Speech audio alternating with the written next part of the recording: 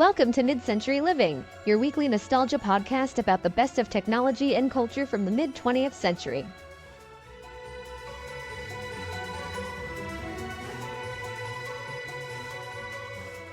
Welcome to episode 26 of Mid-Century Living, the show where we talk all about the best of the mid-20th century and how to add vintage vibes to your modern life. We're your hosts, Jackie and Gonzalo. Thank you guys for joining today. Today we're talking about the Apollo program, but there's so much to talk about that this is actually going to be our second two-parter. So don't forget to subscribe so you can listen to part 2 coming to you next week on your favorite podcast platform. So let's get the ball rolling. Jackie, how was your week? My week was great. I have nothing exciting or vintage to report. Any food-related items?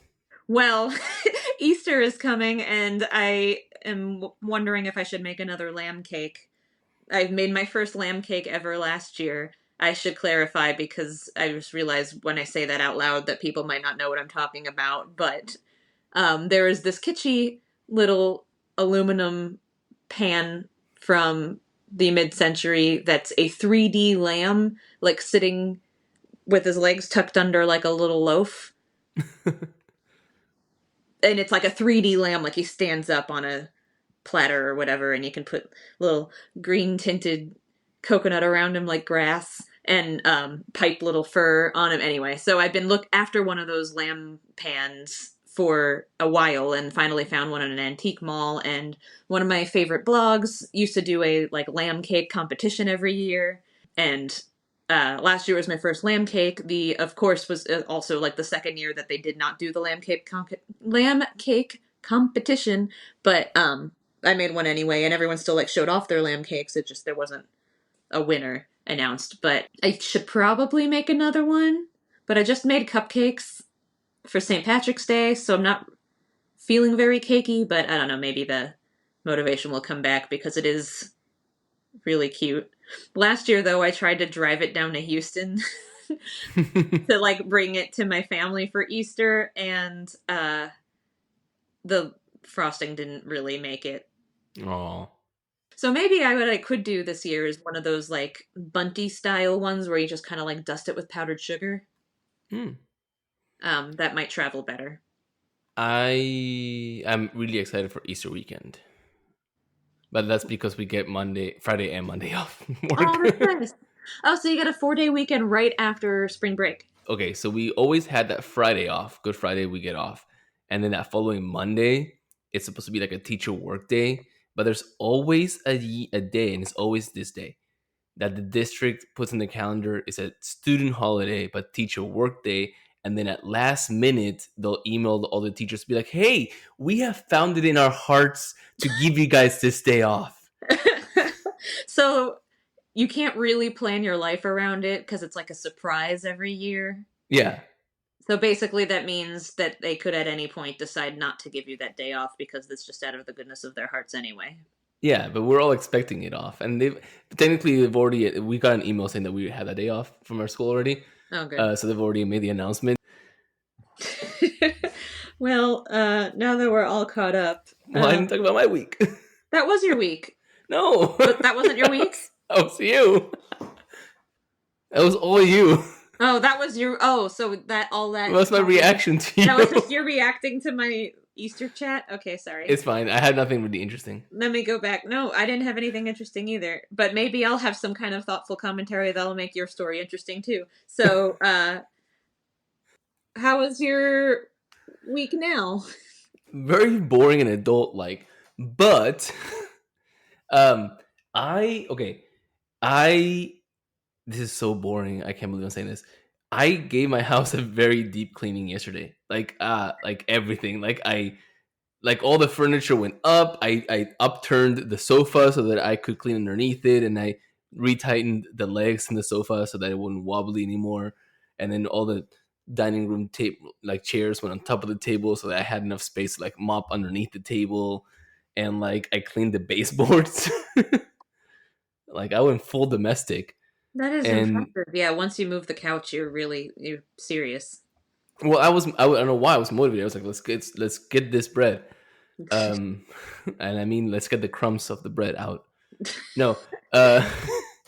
and but it's clean and like there's something better than the feeling of like walking barefoot on like newly mopped floor. And now I'm very self conscious. I'm like, because I have guests coming over next weekend, so I wanted the house to look like spick and span, even though they don't care. But I care. They say So, they don't care, but they'll notice if it isn't clean. yeah, but they won't say anything. They'll just silently judge. Yeah. But you're avoiding the silent judgment, so that's good. Yeah. Well, good for you. An inspiration to us all. But now that we are all caught up on how boring our life is down here on Earth, why don't we talk about space stuff? I like that transition. Yeah, so today we're talking about the Apollo program. And actually, I wanted to talk about it because I one of the things I did last weekend was watch Apollo 13. Not for the first time, probably for, the 14th time that I've seen this thing. That's a really good movie. It deserves 1, 2, or 14 multiple rewatches. 14 rewatches. Although 13 rewatches, because if it's the 14th time, the first time was original. But the Apollo program is perhaps the best known thing that NASA has done because it's the project that led the first man to the moon. Do you know when that happened? In 1969. Not 1968, but the year after. I would have said that even if you didn't write it down. Yes, just like the song said, and if you guys know what song I'm talking about, please DM us. But yes, we went to the moon in 1969, not in 1970, the year before. But before we land on the moon, if you haven't heard our episode on how NASA came to be, hit pause real quickly. Tune into episode 17, NASA and the mid-century. You'll find it linked in the show notes. Don't worry, we'll wait. Welcome back. So now that you're back from listening to episode 17, quick recap history on the Apollo program. The Apollo program was a space exploration program sponsored and ran by the National Aeronautics and Space Administration, or NASA, from 1962 through 1972. So yeah, we're going to go a little bit beyond the mid-century, but not that far. Nah, I think we have a little early 70s buffer built in, so we're fine. Oh, and fun fact, do you know what the Apollo program is named after? The Greek god? Possibly? Yes. Oh, okay, Yes. good. That seemed like too easy, so I was confused. No. Yes, it is named after the Greek god Apollo, the god of light, music, and the sun. And it was chosen by NASA manager Abe Silverstein, who chose the name at home one evening because he felt, quote, Apollo riding his chariot across the sun was appropriate to the grand scale of the proposed program, end quote. I agree. That is just as dramatic as it needed to be. That was a good choice. Yes. So the Apollo program really started before their first takeoff in the early 1960s. It actually began with the Mercury program, which ran from 1959 through 1963. And it grew out of the space race between the USA and the USSR. NASA began testing how humans handled space in 1959 with the Mercury program, which sent one person cruising to orbit and resulted in finding out that humans could, in fact, survive and work in space. And this was followed by NASA's Gemini program from 1962 to 1966, which tested maneuvers and components critical for moon landing by sending two-person missions out into space. This program ran during the early stages of planning for Apollo and let Apollo develop without having to worry about all the details of landing on the moon. Again, for more on these two programs, you should tune into our episode on NASA in episode 17. Go do that if you haven't already. Yes, yes. I think we talked more about those in that episode, and also you'll get a little preview of Apollo. But the goal of the Apollo program, or Project Apollo as it was also known, was to land a man on the moon before the Soviets and return him safely back to Earth. And President John F. Kennedy originally laid out the goals for the program in an address to the joint session of Congress on the 25th of May, 1961, announcing quite dramatically that the US had to, quote, catch up and overtake the Soviet Union after they had embarrassed the US by launching the satellite first, which was Sputnik, and then sending a human into space first, cosmonaut Yuri Gagarin. And President Kennedy gave a speech about space exploration in September 12th, 1962, about choosing to go to the moon. Now, this was given in Houston at Rice University, and I'm only slightly offended that it wasn't at the University of Houston. But, we may not have a presidential speech in our repertoire, but Owls, who got the Bayou Bucket last? That's right, the Cougars did. That's a football thing, isn't it? Yeah, the Bayou Bucket is the friendly hometown rivalry between U of H and Rice, and the trophy is literally a bucket spray painted gold. It's isn't like the trophy base is wood and really tall, but the bucket was purchased by an alum in a thrift store in Austin and brought to Houston, spray painted gold, and it goes back and forth. Whoever wins the bucket keeps the bucket. It's ridiculous, but it's awesome. Okay. Anyway, here's a quick excerpt, and I will not make the JFK voice because I can't. The President's remarks at Rice Stadium in Houston, Texas, September 12, 1962. And this generation does not intend to founder in the backwash of the coming age of space. We mean to be a part of it. We mean to lead it.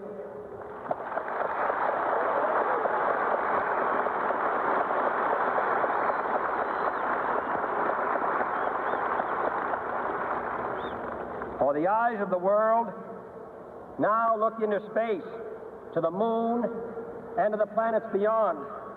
But why, some say, the moon? Why choose this as our goal? And they may well ask, why climb the highest mountain? Why, 35 years ago, fly the Atlantic?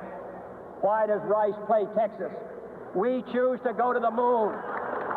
We choose to go to the moon.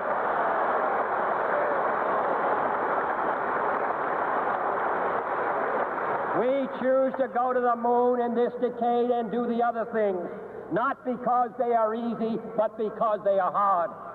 Because that goal will serve to organize and measure the best of our energies and skills. Because that challenge is one that we're willing to accept, one we are unwilling to postpone, and one we intend to win, and the others too.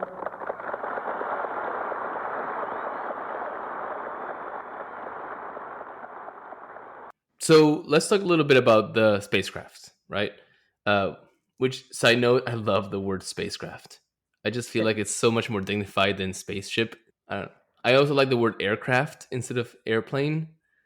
I don't know. It just sounds so more technical, but it does sound anyway. a little fancier, like craft soda. I don't know. It's all food with me. I'm sorry, I can't. But also, that's completely different use of the word craft. One means vessel. The other one is not mass produced. No, Yeah. handcrafted. It's the opposite of, you're right. I don't know. That's what it reminds me of.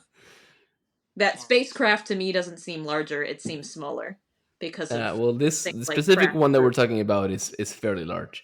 Yeah, we're gonna cut all this out because I'm a huge dork. Okay. No, we're not. No, we're. Anyway, NASA selected or designed the flight mode, meaning that lunar orbit rendezvous, which is how they were meaning to get to the moon in 1962, and it needed the rockets to get there. So the idea that they had was to have a ship get the astronauts to the moon, and at that point, the ship separates, and while the main ship orbits around the moon, a smaller ship lands on the moon. When they're ready to leave, the moon lander would jettison off and link up with the main ship, and then all the astronauts return. But as it turns out, getting a spacecraft off the surface of the Earth and into space orbit is stupid hard. It's really hard. So NASA had to develop spacecraft specifically for these missions. Now, the most recognized spaceship, maybe second only to the space shuttle, is the Saturn V rocket, which if you guys have ever been to Johnson Space Center in Houston, they have the whole rocket laying down there. It takes forever to walk around. Cool. Yeah. Now, it's one of the biggest launch vehicles ever flown. It's as tall as a 36-story building. Wow. And it remains the only one to have ever have carried humans beyond low Earth orbit. And this was a 3-stage rocket Now, remember, guys, listeners out there, we're not a technical podcast, so I'll try my best here. But a 3-stage rocket really means that it's kind of like 3 rockets stacked on top of each other. Does that make sense? I believe so. Yeah. So the first stage, or the bottom piece, it's a 138-foot tall rocket that was meant to thrust the Saturn off the ground. And this rocket ran for 168 seconds and propelled the crew 42 miles above the surface of the Earth. And at this point, the second stage would take over.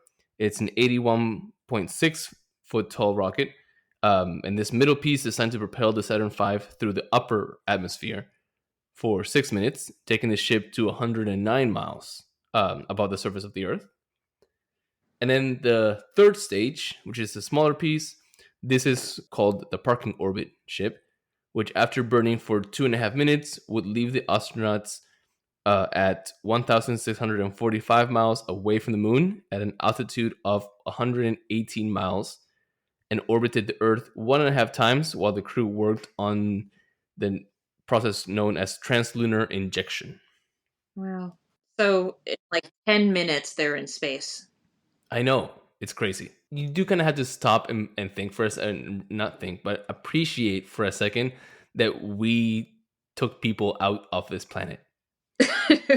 No, that's impressive. And the fact that they did that in the 60s, and also that they realized that no one rocket was strong enough to get them there, so they're like, we'll use 3.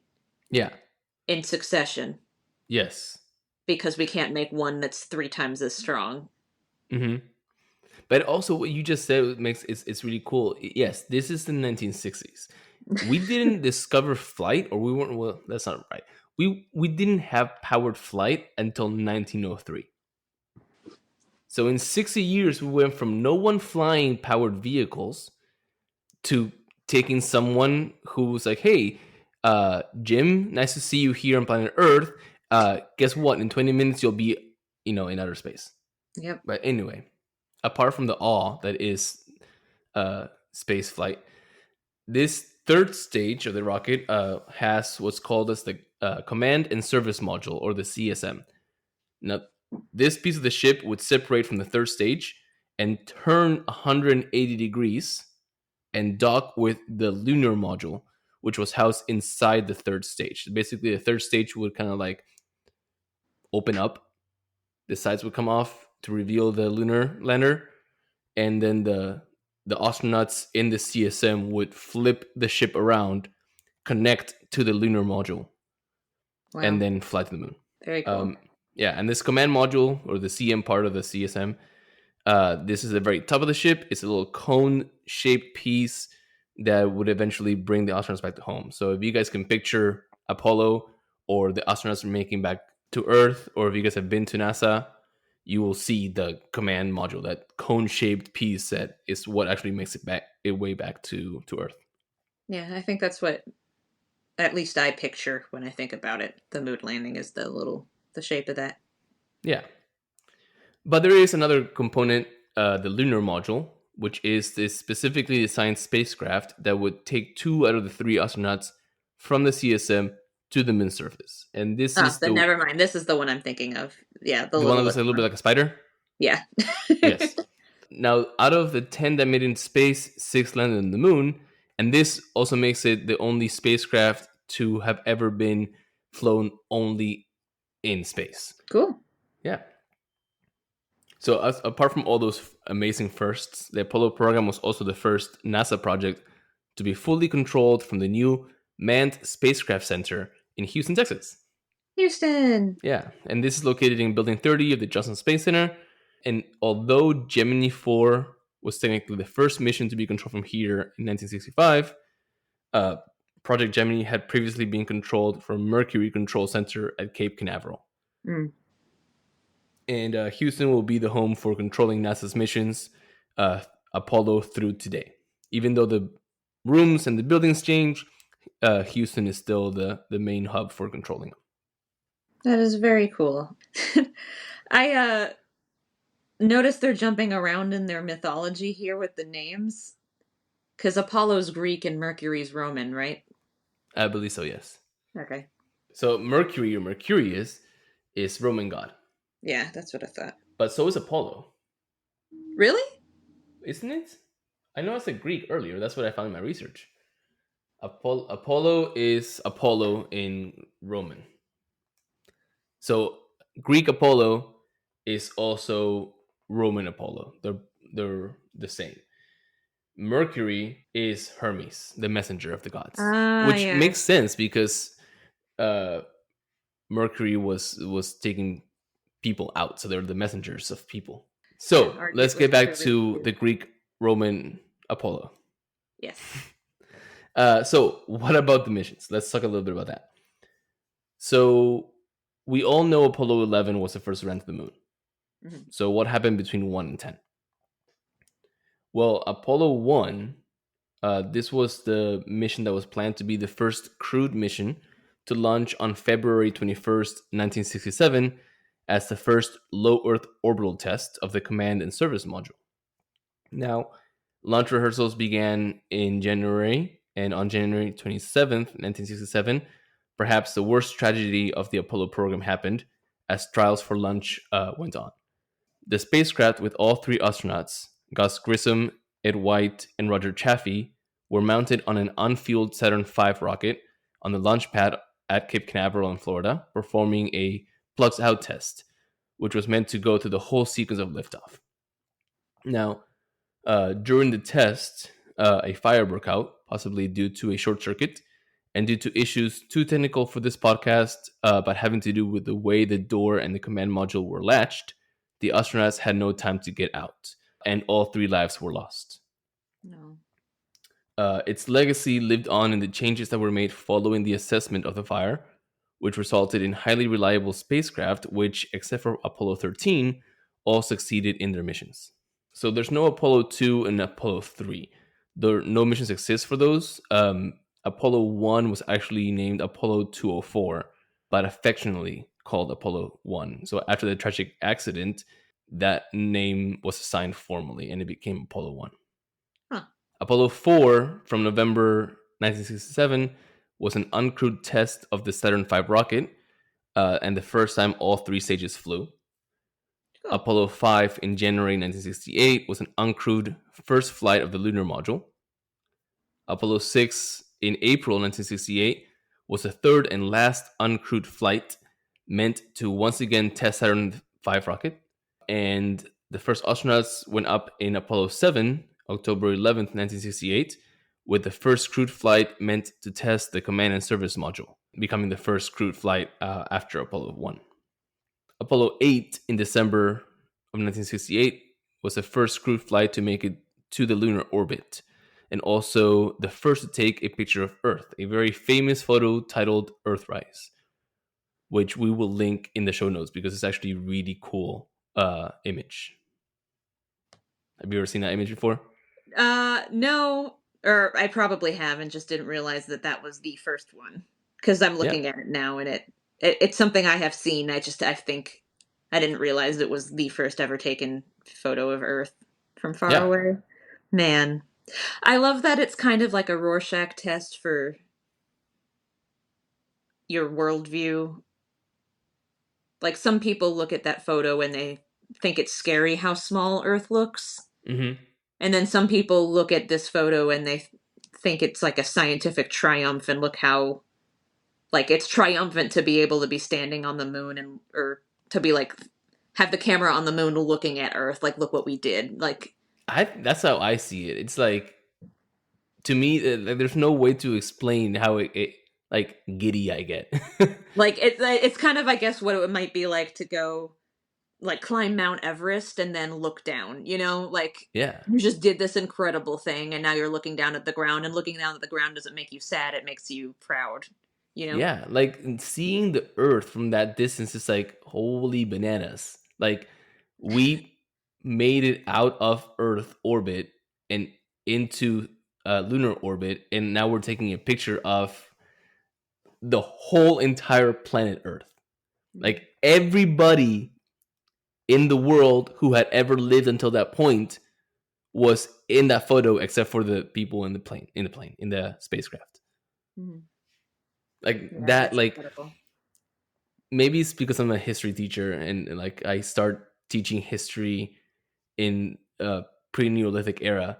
So like to go from like the Neolithic Revolution where we are like, hey, we're stopping being nomads and we're going to start farming, to hey, holy crap, we just lifted off Earth. I don't know. To me, it's again, I'm a little nerdy, but like, I No, don't it's know. incredible stuff.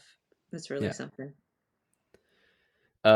So Apollo 9 in March 1969 was the third crewed flight to test the entirety of the mission's components.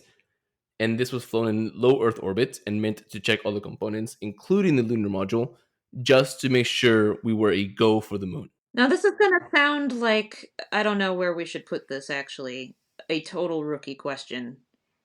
But the reason why they had this many test runs, was it just because launching is the hardest part?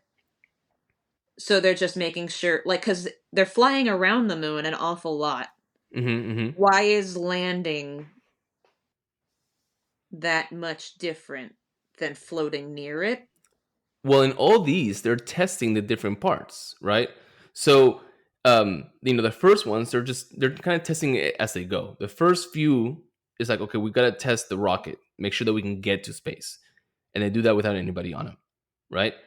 Then they do one more with everybody in it, right? Apollo 7, where they still test everything, including the command service module, and they make it onto space. They're like, okay, everything works, right? Then the next one, they make it all the way to the lunar orbit, and they're like, okay, let's see if it works over here, right? And then the ninth one, they're not going to the moon. They're testing the lunar module near Earth. So it's like we're testing things out in phases so that if something goes wrong, we can adjust before we go for the next one, right? And that's why Apollo 10 is like known as the final dress rehearsal, right? Because it's a crewed flight that takes place in May 1969, and it's intended to test all the components of the mission, including orbiting the moon, just not landing on it. Which, side note, how frustrating must it be to be those astronauts, to be like so close but not been like given the permission to do it. I know. I would have just turned the freaking steering wheel and landed. But I guess if they're the reason why they're testing so much is there's some big step, like extra science, because it was, how did you phrase it, stupid hard to get off of Yes. Earth. It's probably not a cakewalk to get off of the moon either. I imagine that's the hard part, is so you've landed, now what? Yes, but hey, if Apollo 10 is like the final dress rehearsal, then supposedly they have everything on that ship to actually land. I wonder, like, would they have gotten in trouble? Like, okay, let's say the astronauts just like, you know what, we're so close, we're gonna land. Like, what are they gonna like? There's no like police out there gonna write them a ticket for like parking their space shuttle in the moon. I don't Like, want to be cynical, but I wonder if, because they were just trying it out this time, like, if they had just landed on the moon just then, they wouldn't have had all the publicity in place. oh, maybe, So it maybe. wouldn't have been, if like a lot of the motivation for this was showing the whole world, hey, we did it and we did Hmm. it first.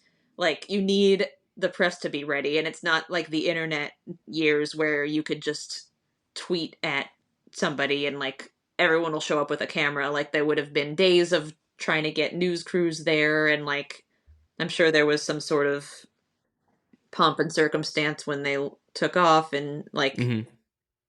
they probably just weren't ready on Earth for it either. Maybe.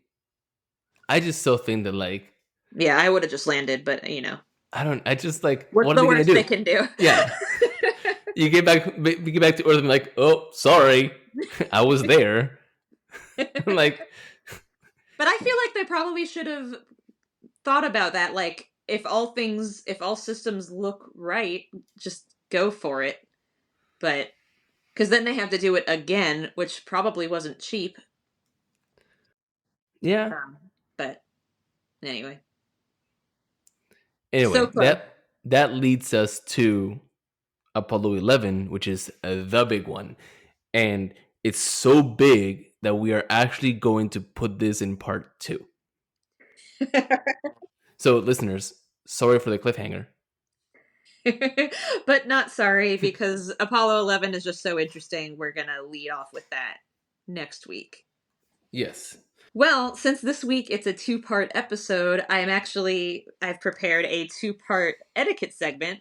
So I found this one section totally unrelated to space from Amy Vanderbilt's Guide to Etiquette in 1957, where it's kind of like a 2-part section. There's a smaller part and a longer part, so I'll do the smaller part now. So this is all about how to behave at a dance. So I'm not sure anybody listening, or neither of us have really been invited to formal dances or situations where dances exist, except Like for as adults? weddings. Yeah, like as adults. I've been to a ball. You've been to a ball? Oh, yeah. Okay, then let me rephrase all of that. Other than fancy people who get invited to balls, what year was this? I don't know. After college. After college, goodness. Well, that is fantastic. So I wonder, let me know at the end if you actually adhered to any of this etiquette. Or did you do a bunch of research before you went? I don't remember. It was a while ago. We've been graduating from college for 10 plus years. Well, but I do remember, I remember like, I don't think I Googled, or I don't know if we use Google all the time. I don't remember searching for like etiquette or anything like that, more or beyond like, what to dress, because it was, a black tie formal event, like do's and don'ts of like that, which is where I learned that you shouldn't wear a watch when you're wearing a tuxedo. Good advice. Yeah. Well, here's the etiquette for duty dances with a T. At any dance, each man guest asks the hostess to dance at least once, and also asks her daughters, if she has any, or her women house guests. A well-brought-up young man seeks out each lady of the household, including house guests, at a private dance, even the grandmother if she's present, and courteously asks for her for a dance. The phrase he uses is, "May I have this dance?" or "May I have the pleasure of this dance?" Between very young people, this is often abbreviated just to dance. At a supper dance, those who have come together dance together. It is the expected thing. So if you bring a date, you dance with your date. So that's good. As supper time approaches, a girl's escort seeks her out if she is dancing with someone else, and at the appropriate moment says, "Shall we supper?" Huh. So that's interesting. So you can still split up, but I guess it does. If someone asks you to dance while you're here with someone else, you can dance with other people. And I guess I feel like it'd be rude to not. Yeah, it would be rude to not. But then when it's dinner time, the man can go rescue his date and tell her it's time for dinner. So that's good to know. So, did you dance with all of the women at your ball that you got invited to? I don't believe I did. I don't think I followed this. I didn't know. I didn't search the etiquette beforehand. So I think this is fascinating, and it seems like an awful lot of work. But it does make me realize that, well, I never dance at weddings. Not really, anyway. So then I wonder how many... I feel like, though, like the bride and groom dance with everybody, and I guess they would be considered the host and hostess of that particular dance event. So yeah, I mean, where I come from, there's no like, I guess now there might be, but traditionally there's no like first dance. Like here in weddings, like the bride and groom will choose a song typically, and they do a dance for that song. In Argentina, you dance a waltz, and the bride and groom start the waltz by themselves, and then periodically, like the groom's mom will go and grab the groom and dance with the groom while the bride's dad dances with the bride, and then the other parents switch off. And as they're doing this, people are independently joining the waltz. And it's like a waltz. So like, I don't know if you've ever waltzed a waltz, but it's counterclockwise, right? So like you when you jump into the waltz, you have to like get in, like you do a fast circle, and then you do the waltz. No one can see me dancing in my chair. So what do you think of these etiquette tips then? Mostly it seems to be a lot of... It's just a list of people you're supposed to dance with when you get invited to something like this, honestly.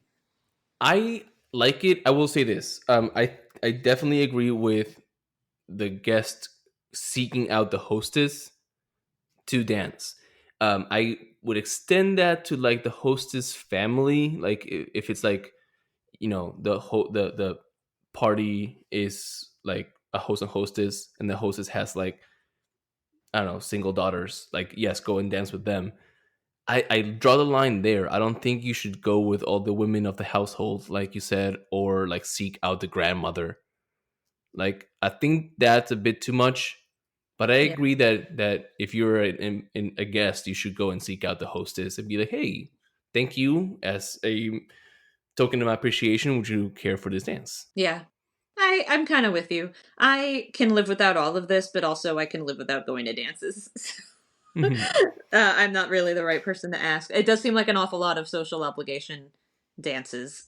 Yeah. Um, but I do love that I'm not really sure what her tone was there, where she says that young people abbreviate it to dance instead of "can I have this dance?" It doesn't seem like she's endorsing it or not, but Yeah, no, I would say use a full sentence. yeah. So I'm kind of on the fence about all of this. So I like them. I think though we should wait until next part to approve vote. or disprove the whole thing. I think that's a great idea. So Perfect. another reason to tune in next week, folks. Yes. And guys, with that, it looks like we have not landed the plane or the spacecraft, because we'll do that in our next episode. So thank you guys for listening today. If you've enjoyed today's episode, please subscribe to the show and tell a friend. You can also follow us on Instagram at MCL Podcast. This is the best place to send us feedback and episode suggestions, so send us a DM anytime. Thanks for listening, guys, and we'll talk to you again next week for part 2 of the Apollo program. Bye. Thank you for listening to Mid-Century Living. Please subscribe, tell your friends, and leave a review. We're available on Apple Podcasts, Spotify, or wherever you listen to podcasts. You can also follow us on Instagram at MCL Podcast. See you next Friday.